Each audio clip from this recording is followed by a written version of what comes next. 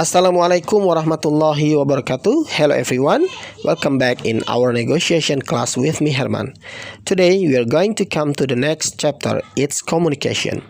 We know that communication is the essence of negotiation. Without communication there is no negotiation. Fisher, Uri and Patton, 1981. Our ability to negotiate effectively depends on the level of our communication skills. Studying communication can improve, develop, and manage relationships and work effectively with others, especially in negotiation. Let's come to our first topic in this chapter. It's basic models of communication. Let's begin this topic with a question. What is communication? Communication is an activity that occurs between two people, a sender and receiver.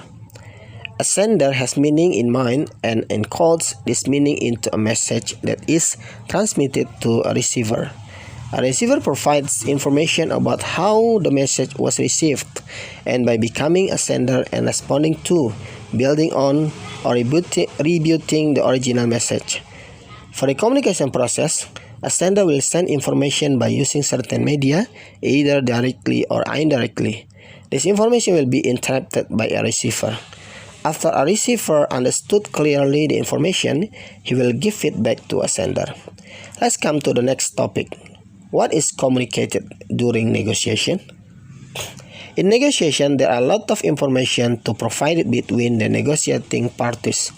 There are several points that will be given. They are offers, counter-offers, and motives, information alternatives, information about outcomes, and communication about process.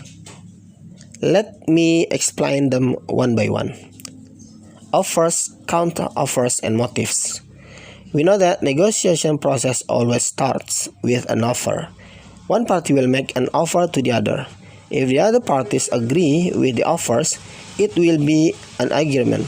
But if they don't agree with it, they will give feedback and it will be a counter-offer. So they will bid with different things. This bargaining process is a form of communication in negotiation. After bargaining, sometimes negotiation also talk about the motives or reasons behind the offer.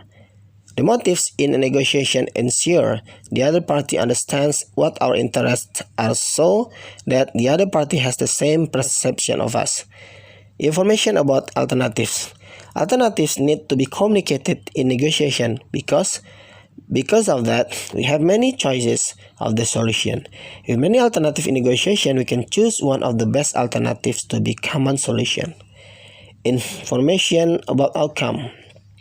Sometimes, in the negotiation, the result also need to be informed in order to evaluate, so that when we carry out the next negotiation, we can find out which of the negotiation process needs to be improved.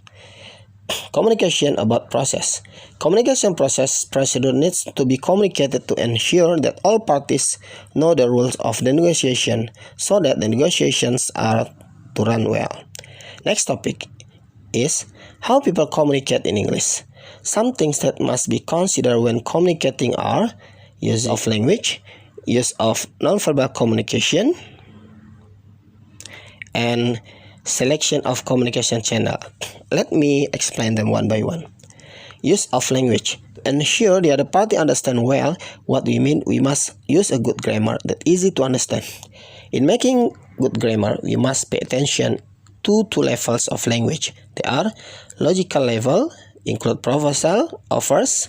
Logical levels related to the clarity of the content of substance that we want to convey.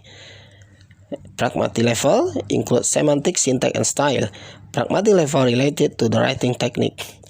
Use of nonverbal communication include making eye contact, adjusting body position, nonverbally encouraging or discouraging what the other says. Selection of communication channel is related to communication media, for example, telephone, WhatsApp, and email. How to improve communication in negotiation? There are three techniques that we use to improve communication in negotiation so that we get an agreement. They are use a question, listening, and reversal. Use of question. There are two types of question. There are manageable question and unmanageable question. Manageable questions such as, may I ask you a question? How much will this cost? And do you have any suggestion for improving this? Unmanageable questions such as, where did you get that dumb idea? Didn't you know we couldn't afford this? Don't you think we have talked about this enough? Listening. Three major forms in listening are passive listening. Is receiver get the message while providing no feedback to the sender. Acknowledgement. Receiver give feedback to the sender by nod their heads, maintain eye contact, or interject responses. And active listening, receiver state of paraphrase the sender's message in their own language. Role reversal, techniques where the other party feels in our position so that they know our interest. The last topic in this chapter is special communication consideration of the close of negotiation. There are 2 points that we are going to know about this topic. They are avoiding fatal mistakes and achieves closure.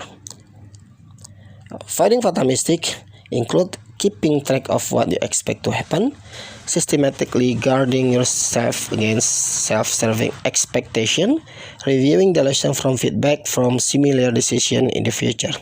Achieve closure, avoid surrendering important information, refrain from making dumb remarks. Okay, I think that's all the explanation about this chapter. I hope you understand all. Okay, Assalamualaikum warahmatullahi wabarakatuh.